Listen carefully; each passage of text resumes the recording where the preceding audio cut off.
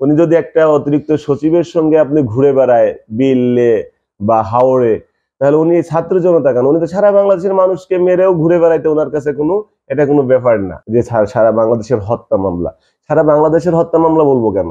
আমার রাজবাড়ী জেলায় অনেক ছাত্র হত্যার মামলার আসামি আছে, তাদেরকেই তো পুলিশ গ্রেপ্তার করছে না। তার মধ্যে আপনি এই যে রিসেন্টলি ফেসবুকে দেখতে পারলাম একটা জিনিস ভাইরাল হয়েছে, আমাদের কয়েকটা পত্রিকায় আমরা দেখেছি।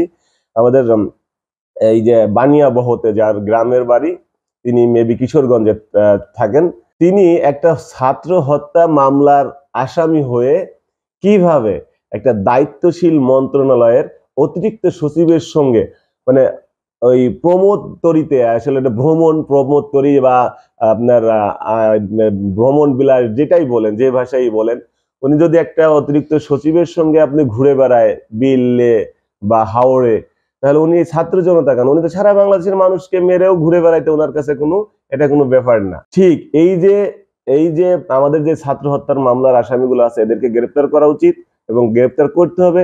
আর এই যে অতিরিক্ত সচিবের সঙ্গে আমাদের এই ছাত্র হত্যার মামলার আসামি আবুল কালাম আজাদ ঘুরে বেড়াচ্ছে প্রকাশ্যে বিভিন্ন জায়গায়, এই এই যে সচিব, এই সচিবের ব্যাপারে খোঁজ খবর নেওয়া উচিত যে এই সচিবও কি তার মতো ছাত্র হত্যার সাথে জড়িত কিনা, এবং আওয়ামী দোসরদেরকে সে অর্থ সহযোগিতা করেছে কিনা, বা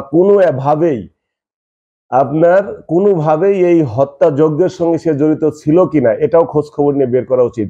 কারণ একজন খুনির সঙ্গে খুনির সম্পর্ক হয়, একজন ভালো মানুষের সঙ্গে ভালো মানুষের সম্পর্ক হয়। সেই জায়গা থেকে আমরা যেহেতু দেখতে পাচ্ছি যে আবুল কালাম আজাদের সঙ্গে আমাদের এই অতিরিক্ত সচিবের এত দহরম মহরম, তাহলে ওই সচিবের অর্থই এই আবুল কালাম আজাদ আপনার আওয়ামী লীগকে দিয়ে এই আওয়ামী লীগের যে সন্ত্রাসী কার্যকলাপ, এটা ত্বরান্বিত করার চেষ্টা করছে কিনা, এটা খতিয়ে দেখা উচিত বলে আমি মনে করি।